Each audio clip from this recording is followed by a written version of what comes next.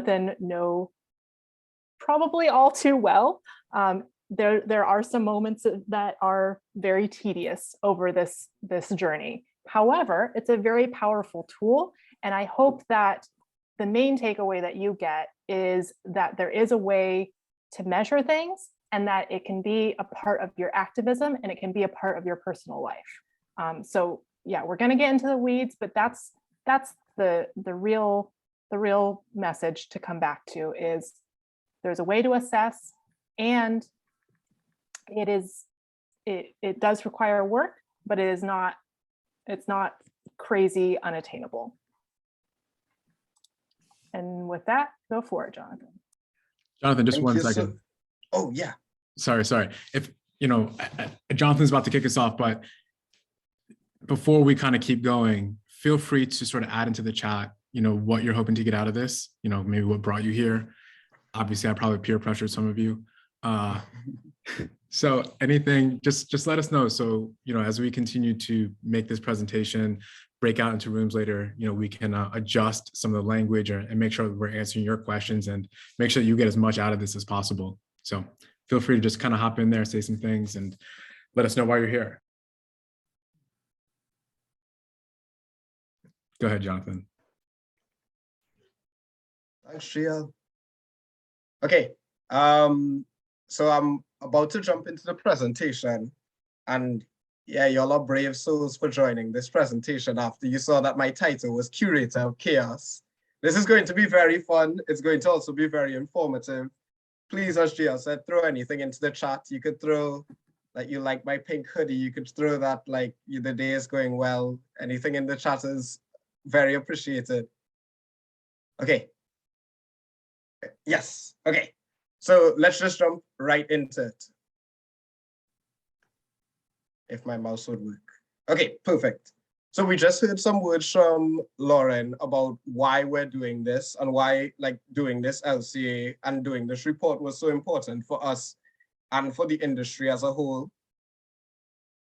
And now the real question that comes to my mind is, what is it exactly that we're doing? So we want to conduct an LCA on the refill station.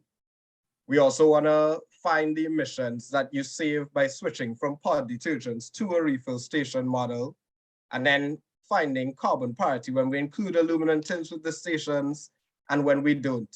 And a lot of those words may not make sense to you yet, but they are going to by the end of the presentation. Okay, so I think the first thing and the most important thing that we understand is what exactly an LCA is. And we could use this apple as an example.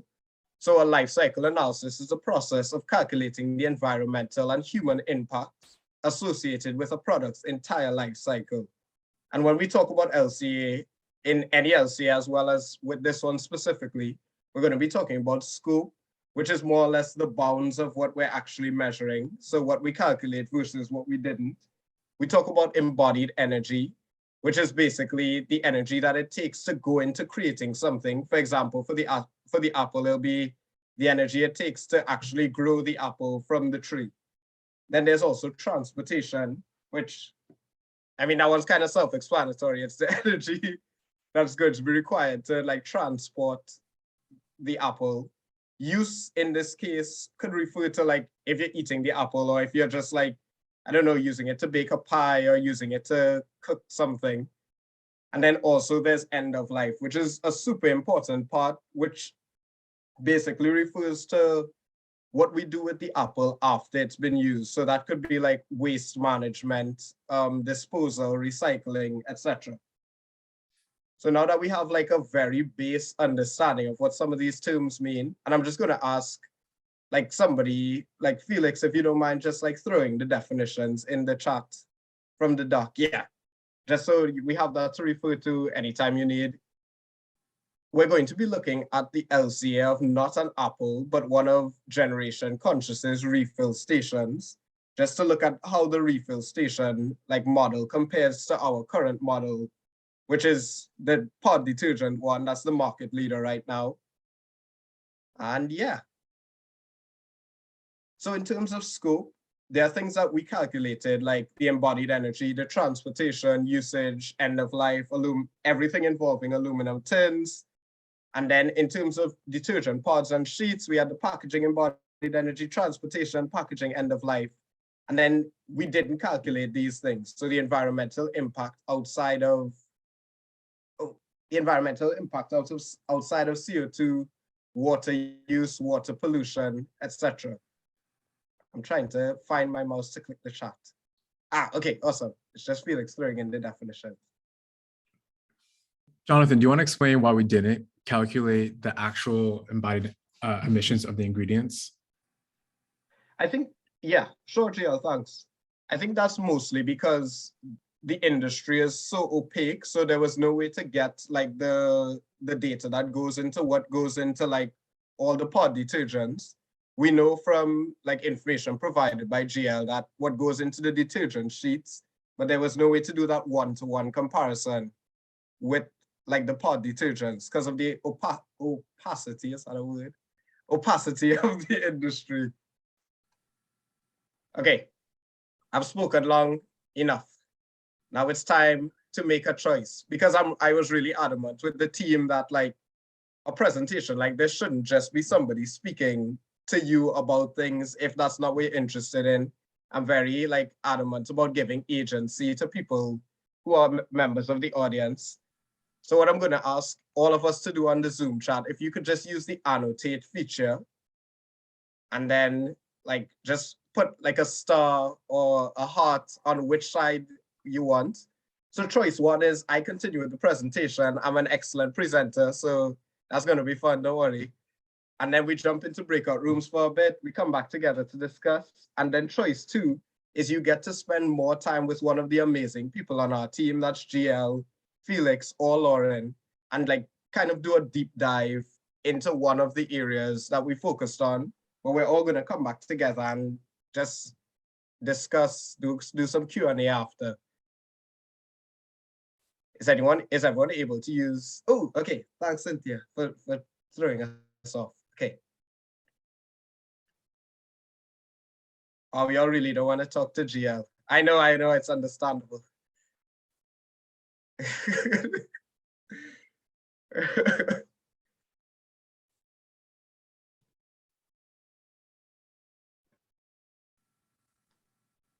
Maybe get put in a room with GL. Okay, gonna wait about 1 more minute. I'm seeing some choice ones in the chat.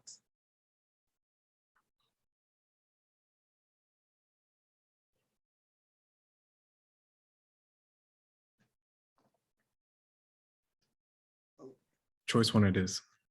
Yeah, okay. Okay, that makes my job and Felix's job a lot easier. So no special breakout rooms at the moment. Okay, so thank you for making your choice. So we're about to get into some like, oh, sorry, I need to remove all these annotations. Clear all joins. Yeah, awesome. We're about to get into some like numbers and graphs that because we put in a lot of math behind the things that we're going to do. So get ready for the excitement. I think before we even jump into the different areas, it's important to realize or to like take a step back and just get the 20,000-foot view of the type of emissions we got, like when we did the calculations for this station. So embodied energy, which again is just the energy associated with like what goes into the system. In this case, the refill station was the largest contributor to the emissions. Transportation was definitely the smallest, it's tiny. Use was pretty small as well.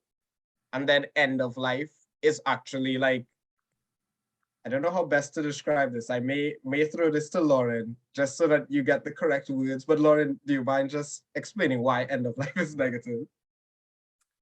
So end of life is all of the energy that is associated with the disposal and or recycling of a product. So in this case, we're looking at the station, and the station, maybe quick raise of hands. on the features, have you used the station yet? Maybe let's ask that. Who's actually interacted with this thing in real life? Okay, got a few. Great. So maybe one of you can unmute and tell me like what the outside of the material or outside of the station looks like or feels like what did you physically interact with? The body of the machine is metal and there is an entire tablet on the front. Great, thank you so much. That's helpful for those who haven't seen it yet. So we have a metal case and there's some electronics in it, but that metal case is actually super easily recyclable. And it has there's a lot of energy involved in the processing of that metal to like make it into a usable material from ores in the ground. And so it has a lot of energy embodied in it, which is why the embodied energy part is so high. But when you recycle it, you get it back. So that credit comes back to you, which is why there's a negative emission associated with end of life. Cool? Yes. Any follow-up questions? You can go into the chat if you do. Thanks so much, Lauren. Yeah, there was no way I was saying that so eloquently, so thank you. Okay, now that we have the 20K foot view, I think it might make sense to jump right into each of these individual emissions, I guess containers right now we could call them, or emission factors. And I'm going to give an example calculations and we're going to be going pretty quickly through so that we have time for the Q&A at the end, but feel free if you have any questions to throw them in the chat / remember them so we can talk about that during the Q&A. Okay. So when we're talking about embodied energy, we're going to use cold rolled steel as an example. So what Felix and I did was we spent several hours researching exactly what the literature says about the embodied energy of steel, because there's been research done on basically every component that you could think of in terms of construction, and they all have specific embodied energies associated with them. So in our case, steel was 33 megajoules per kilogram. And then we had 34 kilograms of steel per refill station. So then doing some calculations, we get approximately 1100 megajoules for the total embodied energy from the station. And then we use this conversion, conversion equations from megajoules to CO2 emissions per component to find that the steel accounted for approximately 220 kilograms of CO2 emitted. And then what we did is we did that not just for cold rolled steel, but for every single material that makes up the station. We put it, and yeah, it's all in the LCA report. And then we could use that information to come up with cool graphs like these that show just how much of the embodied energy is accounted for by each of the materials. And yeah, we see that cold rolled steel is a huge amount, way more than half of the station's embodied energy is due just to the cold rolled steel, which again, Lauren had mentioned is what most of the station is made of. So I guess it makes sense. Okay. And now jumping. Oh, sorry, Chia. I was going to say, can you remove the pie chart? Sure. Were there any surprises around the different materials here and their embodied energy and the megajoules per kilogram?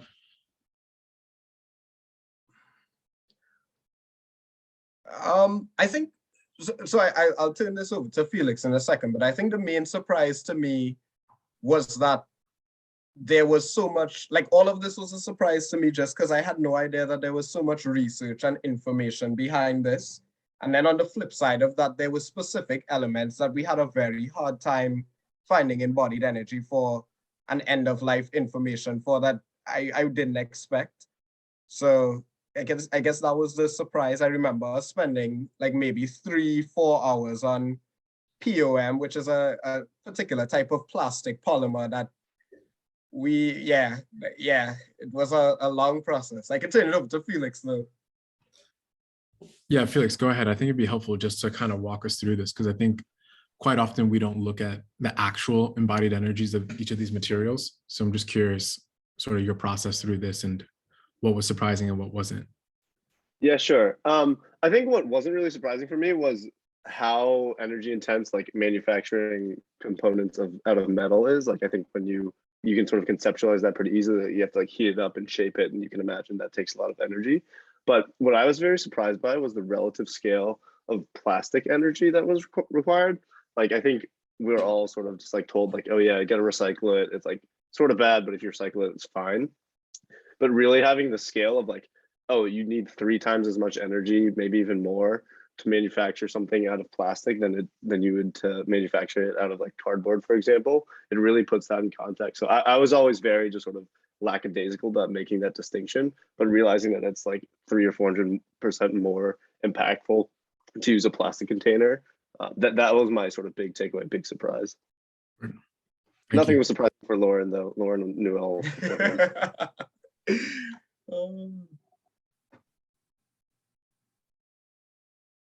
Yo, the team I was working on is so cool. They're so smart. Wow. Oh, I'm not muted. Okay, sorry. Let's go on. So on to the next one. Okay, so looking at transportation now.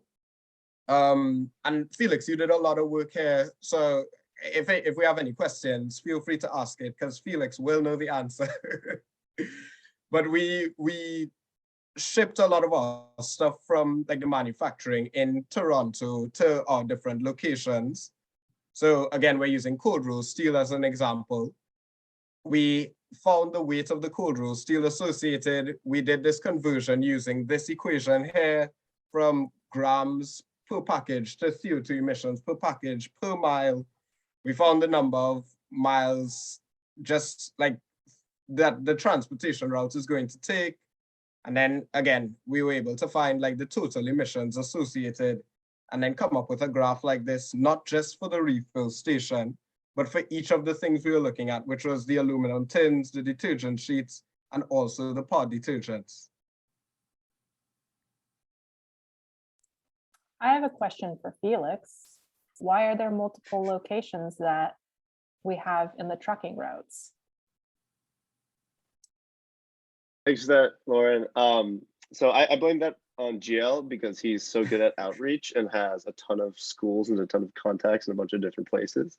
So we had to prepare our LCA to account for all the different locations that the refill station might be located in. So I go to school in Massachusetts, but sort of the New York location sort of proxies as a New England location. And then I know there's we have Rice as well in California. So we wanted to make sure all of our bases were covered. So we had all these different locations, and those calculations are separated out in the report if you want to look at it.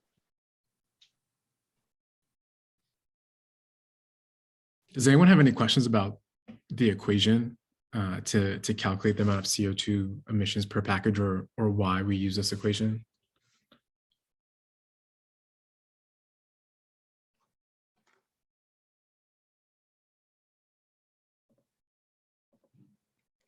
All right, moving on.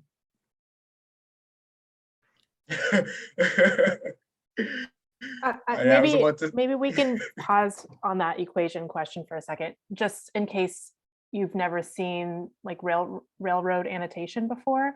So that's what this is called, because it looks like railroad tracks. And the vertical lines mean multiplication and the horizontal lines mean division. And so it's a great way to express inequalities or dimensional analysis, which is what this is, to convert one idea to another. And it's a great way to account, like I can see quite easily that the tons cancel out and the grams cancel out. So it's a great way to double check yourself both on your numbers, but also on your units. The game that we played over and over again was check your units. Yeah. Speaking of units, I was thinking, could you explain to everyone what defines a package? Sure, I can take that one. So we left it in a general case here, which was just sort of like, no matter what weight you wanted to ship or no matter what you wanted to ship. So whether that's like a bunch of Tide Pods or if that's the whole refill station, you could use whatever that weight was for whatever package you wanted, and then you could come up with a consistent emissions number associated with that.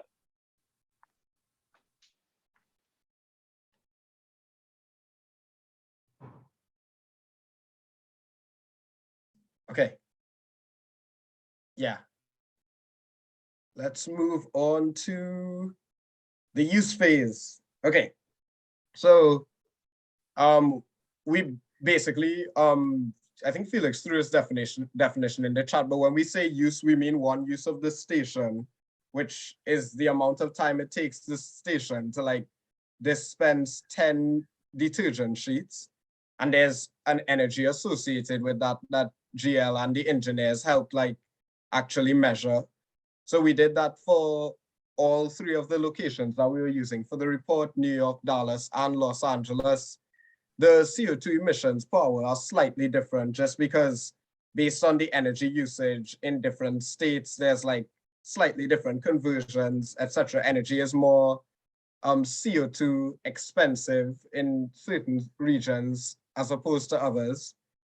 So we were able to like come up with this graph that just showed the emissions while in use and while in standby, because even when the station isn't directly in use and it's still on, there's some energy associated with it just being in standby. And then, yeah, I think a really cool equivalency that we came up with is how many hours do you think the station could run with the power it takes to charge an iPhone 13? Any guesses in the chat?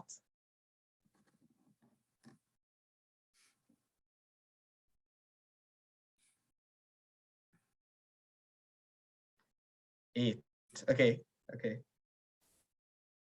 5 question mark 35 4. Okay.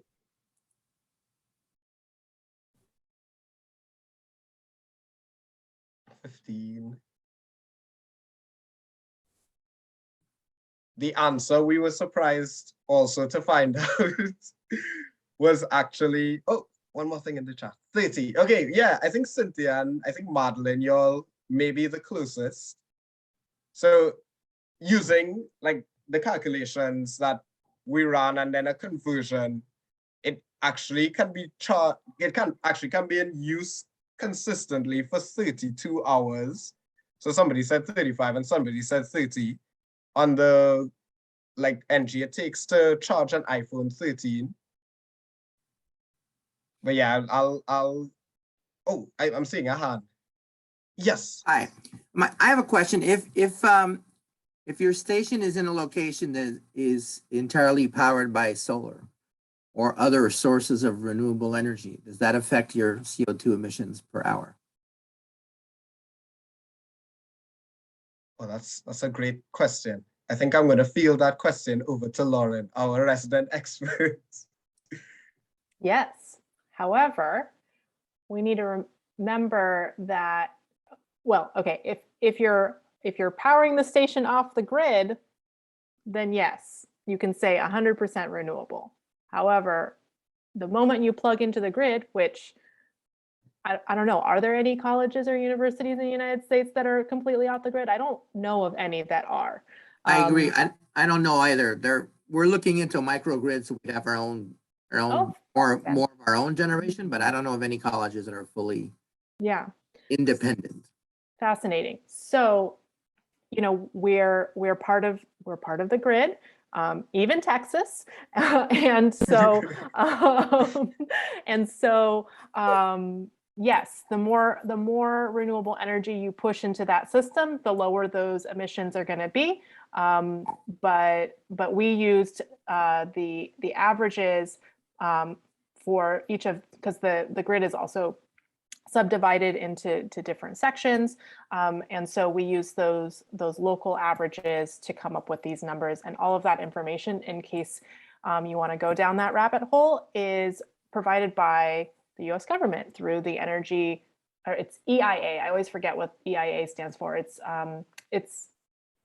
energy something agency, but it's the best source of national data on our energy profile. And to your point, Megan, that's exactly why, because there's these local differences in the energy profile on how energy is being generated, maybe more coal, maybe less coal, maybe more hydropower, maybe less hydropower, et cetera, on those subsections of the grid. And I see a hand also from Nick. Yeah, I had a question about the transportation.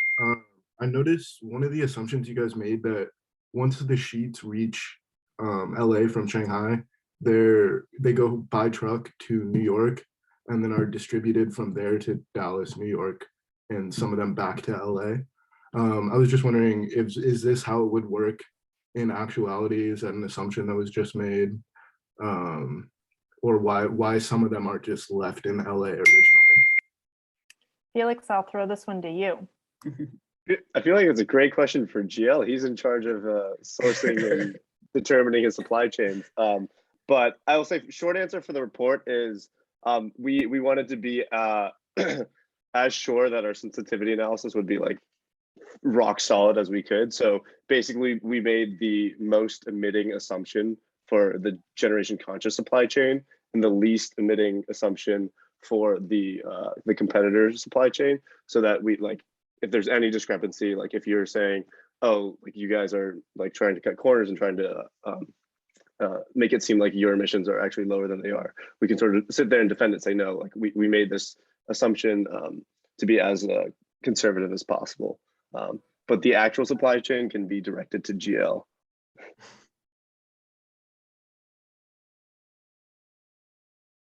The main reason is because currently most of our clients are Northeast and Southeast. So our only distribution center is currently headquartered in New York. As we determine, I guess, the number of partners that will hold refill stations in the fall, there'll likely be a second distribution center on the West Coast. But this is just supposed to capture our current moment in time and the amount of emissions that we're currently emitting. So this will change, probably not drastically, very little, as we continue to grow. But I thought it was most important for us to report as it currently is versus what it will be. Yeah. Thanks for the questions. Thanks, GL. And then Lauren mentioned the EIA, but there's also the EPA, which, like the Environmental Protection Agency, which was super helpful in terms of like some equivalencies that we like, just to bring it back to real life. So there's a link that I could just ask Felix to throw it in the chat for the EPA website. And you can just go on there and play with it. It's like something fun to do, just to see some equivalencies of what it means to have, for example, 50 kg emissions of CO2. Okay, and then finally, the last area we looked at for the station was the end of life. So similar to embodied energy, we did the same kind of research. Felix and I really, this took considerably longer than the embodied energy, just because for some reason, end of life information is even more obscure than embodied energy. So yeah, not fun. But we were able to find, again, for cold rolled steel as the example. And then we did that similarly for all the components in our station. And then we could come up with cool graphs like these. And again, Lauren spoke a bit before on why metals and aluminum particularly are negative. Yeah, it just so happens that they're one of the most recycled like material components in the world. So good for us that we're using that for most of the station. Oh, let me check the chat. Any questions on embodied and end of life? Sorry. Okay. So those are the 4 areas that we jumped into, and that with the scope of the life cycle for the refill station. And this is, again, just to show context that embodied energy was really the bulk of most of those emissions. And then use was kind of there, and then end of life was actually negative. Transportation was almost negligible, but again, we still put it because we want to make sure we're dotting all our I's and crossing all our T's in terms of actually measuring the things we set out to measure. Okay.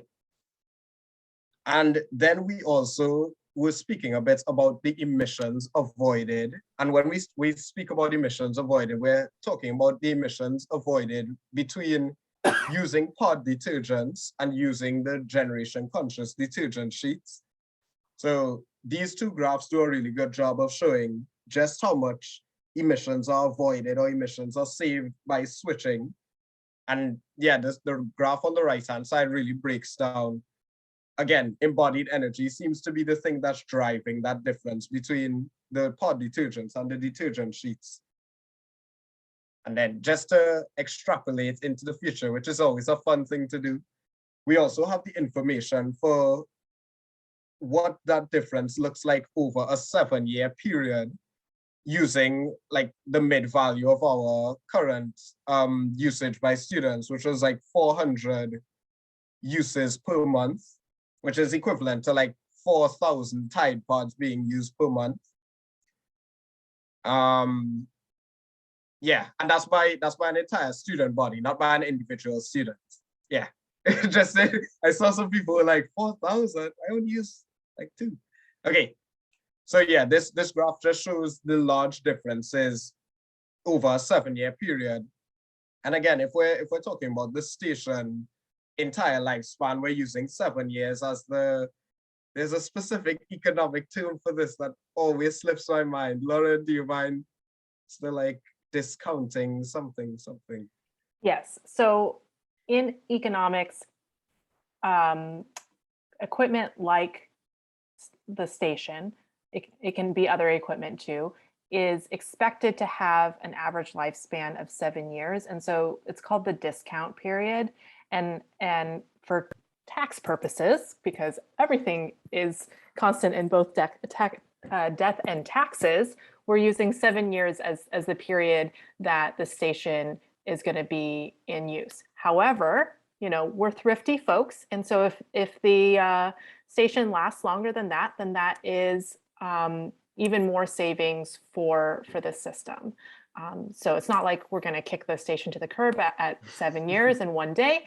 This is just a convention in both engineering economics and regular economics for that period. Thanks, Lauren.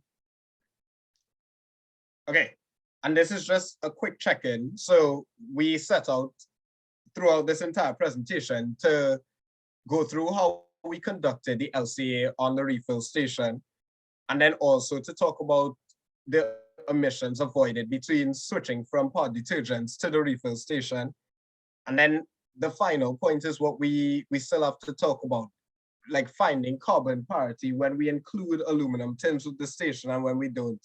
And just to give some quick context on that, so the idea is that the refill station will be shipped to whatever location installed, and GL had just asked us, what if we had given like them along with that refill station 150 reusable aluminum tins? How much would that affect how long it would take to reach carbon parity?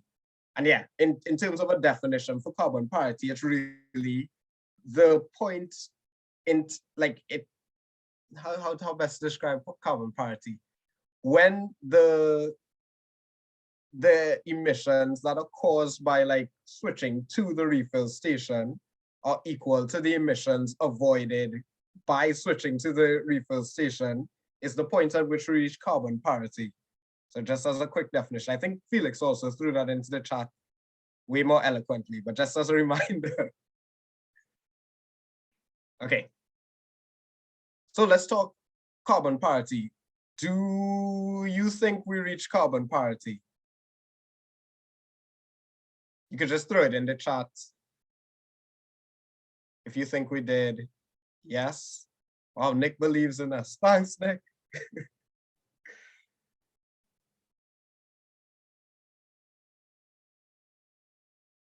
maybe almost. Okay. Using a certain amount of use, getting there. Okay. Yeah, so I think everybody's kind of right, especially Nick, because we did, and we will reach carbon parity. So let's talk a bit about that. So we know that the station emissions, this is the same graph that I've shown before about where the emissions come from associated with the station. This other graph is really the emissions, kind of combining the two graphs we had just spoken about, the one on the left and the one we had seen before over a 7-year period, which is the lifetime of the station that we're using right now, just as convention, as Lauren had mentioned. And then I think like we could see that there's like some big differences on these graphs already. So then this graph shows in that same 7-year period, the amount of emissions avoided compared to like the emissions that go into it. So emissions avoided are in green, while the emissions associated with switching to the station are in red. And yeah, we definitely did reach carbon parity. And the way we calculated that was with an equation like this. So we took the station emissions plus the usage times the number of refills equal to the, yeah, it's very long and complicated. Felix did like some math wizardry to make it work in the tool we were using for analysis. But we could talk more about that if anyone's super interested, but just in the interest of time, I'm gonna kind of bulldoze through this part and just draw your attention to the bottom of the screen where it shows the total number of refills as well as the refills per year needed to reach carbon parity. And when we say refills, I was about to do the same thing. Just that each refill we're talking about is 500 loads of laundry. So not a ton. Yeah. Why is it 500 loads of laundry? It's 500 because that's how many sheets fit into the refill station before you have to refill it. Yes. Okay. So, and then we were able to come up with sounds like we made it up. We were able to represent this real information with this graph that Felix, another like graph magic wizard stuff. But Felix, do you want to just like walk us through what this graph is showing, if you don't mind? Sure thing. So I think the big thing here, there's two big things. First, you can see that if no one uses the refill station, it's not going to be worth it. And so that's sort of intuitive. And so on the left-hand side near the origin, you'll see that having detergent sheet refills and having detergent sheet refills with tins is more emitting than just going with the status quo pod detergent retail system. But I think what the big picture in this graph is that as you start doing more laundry, and very quickly the difference between switching to a refill station starts to accumulate, and all the area between that yellow line, the pod detergent retail system, and the red and the blue lines, all of that is emissions avoided. So if you're thinking on like the scale of a campus community over a number of years, very quickly you'll reach carbon parity and you'll rapidly start to accumulate carbon savings.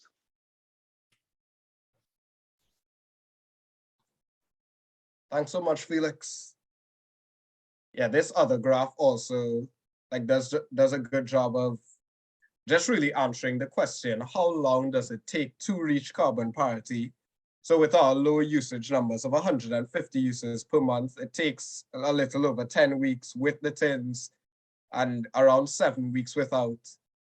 And then for our medium usage, it's even less than for our highest usage, which was around 400 uses per month that we saw in GL. Do you want to remind me of the name of the school? Rice University. Yes, Rice University. Like we're going to be reaching carbon parity in less than a month, around 3 and some weeks. And I think the thing that we said to really drive it home was that before your first midterm, you'd have kind of reached carbon parity for the station, which to us, it was super exciting. We were expecting it to take like 2-3 years, and then it's taking weeks, which is very, very exciting to think about. And hopefully you're as equally excited. And if not, when we jump into Q&A, we could probably explain why it's more exciting. Okay. And then I guess the last question is really, are we done? We've done the LCA, or we've talked about the LCA, we've talked about emissions avoided. We spoke about carbon parity when we include TINs with the station and when we don't. So what else is there to talk about? I think it's really useful to draw attention to some surprises that came about during this entire process. So for me, these 4 kind of like encapsulate the things that really surprised me. So cold rolled steel accounted for most of the station's emissions, which in retrospect makes sense. It's like what the majority of the station is made of. What another thing that was really surprising was that the driving phase from the retailer to the dormitory for pod detergents was a huge source of emissions. Before going into this, I didn't realize just how efficient, like, or rather like CO2, I don't know the exact word, but how like CO2 efficient it was, like trucking and like using like shipping compared to driving from retail locations. And then in terms of use, carbon parity took less than a month, not years as we had initially expected. And another thing that was super surprising was that end of life calculations actually reduced the station's carbon emissions, which, yeah, I just think that's super cool. And yeah, these are just some graphs that kind of like speak to some of those surprises. So with the embodied energy, the transportation, we see that, yeah, that driving portion is huge. And then the use and then the end of life, comparing the pod detergent to our detergent seats. Okay, and now I'm gonna just turn it over to GL to give us a quick reminder as to why we should care, why this all matters. Also, this is such a great picture of GL. Okay, GL, sorry, go ahead. So I'll keep it short. Sienna, are you there? If you just want to mute. There. So about 3 years ago, I had met Sienna. Sienna works for the Textile Exchange, where she actually helps, fashion labels from Balenciaga to Prada decarbonize by developing strategies to sell or to move towards less carbon intensive fibers, particularly more like recycled fibers vis-a-vis virgin ones. And I thought it was really interesting because a lot of that work is like, how do you reduce the carbon emissions from your industry by 45, 55% so that we can, stop the planet from warming more than 1.5 degrees Celsius. And it's something that I think in every industry will become mandatory, whether it's today, a year, 3 years from now. So Sienna, what I had Sienna do was take the data from the LCA and then help us start to extrapolate, what are the changes in form factor that are required for the laundry detergent industry to decarbonize by 45% over the next 10 years by 2030. So Sienna, I'm going to share the PowerPoint, or would you prefer if I share the Google Sheets or the PowerPoint first? I guess the PowerPoint. Right? I would share the PowerPoint. Okay, cool. Yeah. All right, I'm going to share my screen and then I'll let you take it over. Boom. Go off. Great. So, hi everyone. Basically what I worked on for Greg was to look at this baseline emissions factor and say, okay, if we know that Tide pod detergents emit X amount of emissions per every one that is produced, and this is kind of same LCA approach that we just walked through, how does that compare to the emissions per one sheet of laundry? And if you have those two comparisons, you can start to look at how you could switch between materials over time to achieve a goal. So this is really what this looks at illustrating. And the first thing that I did is I looked at, well, where are we at now? So for the purposes of this exercise and kind of at large, we're looking at university student bodies in the US. We know the detergent industry is larger, but because this is a university type project, looking at how many students are in the US, how many loads of laundry on average do they do every year? And then what is the average energy associated with each load that they're doing. So, and when I say load, I mean the actual detergent. So there's a lot of energy associated with running your laundry machine, dryer. We're not looking at that, just that detergent. So these are those numbers that we have in that association. And then the next thing that you have to think about, which I think sometimes people forget, is that that number doesn't stay static over time. You can go back to the chart. It actually grows year over year, because in capitalism, businesses like making money. They like growing the amount of money they make and selling more product. So I did some research, found out that we can estimate that the detergent sector is going to grow globally at about 2.88%, which is a pretty average number. I actually see in the textile industry where I work, it's about 3% as well. So you can see kind of moving across that graph, a greenhouse gas emissions factor of 1.9 million metric tons. We're measuring in metric tons right now, as around the amount of emissions associated with detergent in 2020, and then what we could expect to see that growing to in 2030 if the market doesn't change at all. So Generation Conscious didn't exist, what would happen? But Generation Conscious does exist, as well as other kind of companies that are working on sustainable laundry detergent. So we're using Tide pod detergents as a proxy for all conventional laundry detergent. We're going to assume that it has kind of an average higher emission factor. And then we're going to think about, well, what would it take to use enough sheets of laundry so that we could actually reach our goal? And when we talk about our goal, we're thinking about a 45% reduction in greenhouse gas emissions.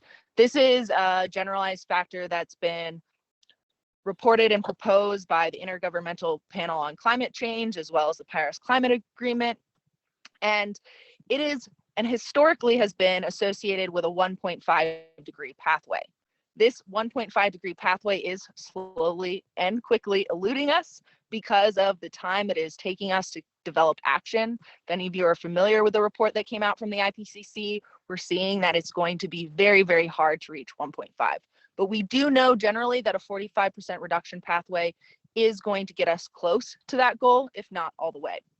So you calculate a 45% reduction from your base year, not where you're going to be, but your base year.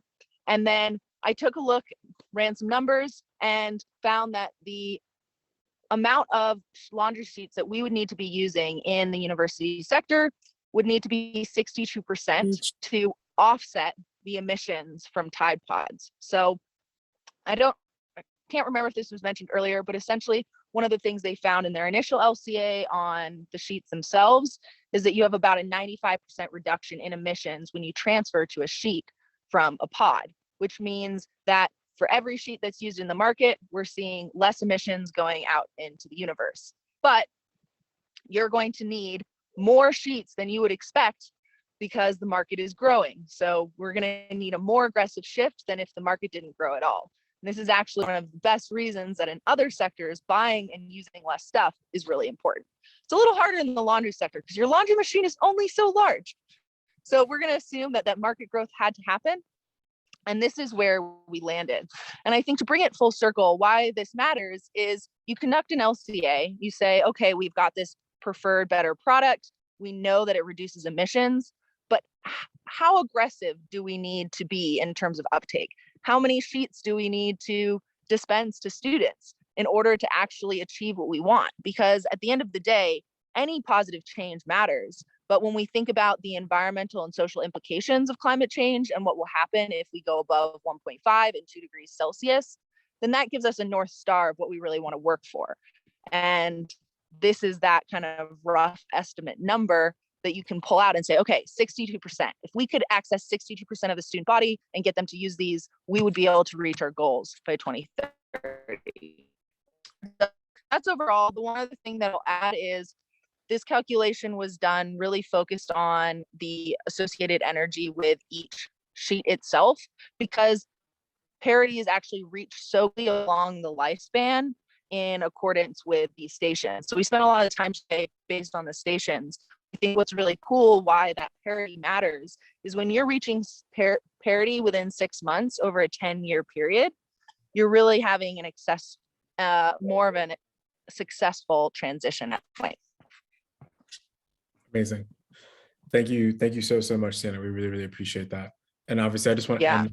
end that by saying we're not going to refill our way out of this crisis, but this is more than anything trying to provide access to information about how we can start to utilize this math and these methodologies across all industries. You know, this just so happens to be the one that we're playing in, so we're sharing that information.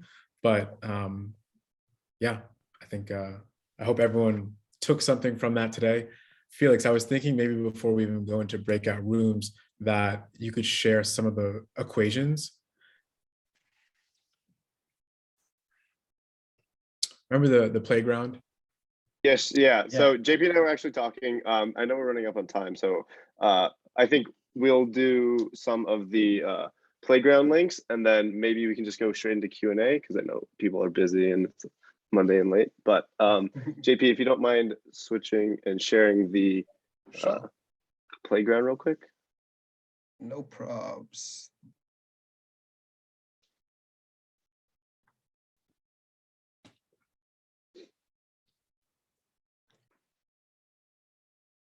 Are you able to see? Oh Yes. yeah. Okay. Thanks, man. Awesome. So in the similar line of reasoning that Jill is going on, like in the spirit of democratizing information, sort of like showing everyone sort of the work that we're doing and where we're getting it from, we put together a sort of a quick list of all the assumptions and calculations that we did. And I think, correct me if I'm wrong, but we'll be sharing these links with everyone who participated after this call. But it's basically like, if you want to change our parameters and see what would happen if, say we double our emissions or double our lifespan or double the number of aluminum tins that we send, or even like reduce the embodied energy of the materials that we're using, because say, for example, we get fully recycled material, fully recycled metal to start with, and we're not just making a market assumption. We've provided this this playground, we call it GL's Playground, so folks can toy around, play with it if they want to. I know it's a lot, it's intimidating, so you don't have to deal with that one. And we've made sort of a separate one that's also just like very quick sort of assumption of like, if I'm going to bring this to my school, if I'm going to try to present this to an administrator, just sort of a quick list of like, hey, this is how many students I think are going to be thinking about using it. This is what's going to happen. How much CO2 are we going to avoid? What's a sort of quick and dirty equivalency? Just so you can have sort of rough back of the envelope calculation, you can sort of guide your activism through. So yeah, I hope and I encourage everyone to sort of play around with this if they want to. I should have locked all the right cells, but if you break it, just let me know and I'll figure out what I need to change. Oh man, thanks everyone for who's able to still stay on. We really appreciate everyone. Does anyone have any questions? No question is dumb. I asked the dumb questions here. I think it's also important to call out in terms of next steps. Like we're going to be, we have a pretty good version of the report done already. We just have a few more changes that we're going to be making. So again, we're going to ask that like when the report is finally like up to par, we're going to be sending that out along with GL's Playground, or everyone's playground rather. We've been calling it GL's Playground just casually. Yeah, just so that you feel like you have the ability to like make the change you want to see happen in terms of like laundry detergent, in terms of like just environmental impact from an entire school's perspective. Because I feel like we tend to look at like dealing with climate change and environmental impacts through either like the lens of, oh, there's nothing we can do about it, or the lens of me individually, I have to change my practices, without really looking critically at like our institutions or like the systems that we're a part of. So, and yeah, that was the name, that's why the name of this presentation is like driving systemic changes through LCAs. Because yeah, that's what we're hoping all of us are able to do. And we're hoping to arm each of us, or each of you, with that through this LCA and through this report. Okay, that was my cool spiel. Anybody? Oh, okay, let's go. anybody has any questions, loves to stay on and discuss, but also being mindful of time, please feel free to like drop whenever. Thank you so much for coming. Awesome. Thank you all for coming. Warms my heart to see all of you. Peace out. Thanks, guys. And everybody, this was great. Really appreciate it. Thank you. Bye. Thank you guys so much. Arya, don't overstress about work. Thank you I guys. had a super quick question actually about the comparison, and thanks Nick for dropping that PDF in there, and I want to look into that because that was my question actually. Was there a reason that Tide Pods were used as the main comparison? Is that just because it's like an easier, like it's a one Tide Pod is one load of laundry versus like people use a lot of different measurements for the liquid detergents? Well, Yeah, I the should have reason- hired you. What'd you say? I said you should have hired, not any of us. She already had all the questions. Yeah, that's one of the main reasons. It's really easy if it's a single-use dispenser to make that comparison. Also, the overuse percentage is very difficult to calculate if you're sort of haphazardly putting it into a cup. So yeah, and I think we also made that decision based off some economics that Tide Pods or pod detergents generally tend to be the market leader. So that's sort of the predominant replacement that we're going to be looking for. Yeah, Yeah, that makes and of the sense. 4,000 students that we had surveyed last year, Tide Pods were the #1 most used detergent, and they also make up, I think, more than 60% of the category shelf for laundry detergent in America. Okay. Yeah, I was just interested because I think Brown they have like a sector of eco-conscious kids that are like using the organic ones or non-synthetic, like no synthetics included detergents and things like that. And so I was wondering if presenting like the presentation that Jonathan gave us would be, I don't know, useful for the kids here, because they'd probably think like, oh, well, I'm already making the switch over to like a slightly more sustainable one. Why do I need to make another switch over? But Yeah. I can Yeah, help I answer think- that question.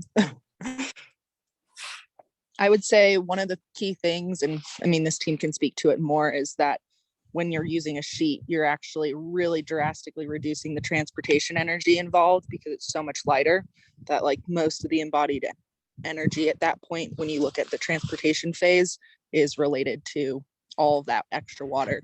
Because I'm one of those people, I love my eco stuff, but it wasn't until I, started working in LCAs and understood that, and I started thinking, oh, the weight of something, like even just using a highly concentrated liquid detergent is going to be better than a less concentrated liquid detergent. So you're really taking it all the way to that extreme. Yeah. And I guess another like common problem that we're seeing a lot today, Erin, that Felix and I encountered while trying to do research for this is like just general greenwashing by companies. So they tend to like talk big and then have nothing to back it up. So we were like, oh, this company said it's so much, like it uses this many materials, and then you go down the rabbit hole of searching through the things they provide, and it's like, no, they don't actually tell you what they use or what the actual environmental impact is. So yeah, there are very few and far between LCAs of this like scope, unfortunately. And I feel like I've been talking to GL about like this being almost like the beginning of a trend, hopefully, for companies to actually like show their card, show us what's on the table. If you're really like the better, like if you're a better alternative, like have an LCA to prove it, kind of thing. okay, thank you so much.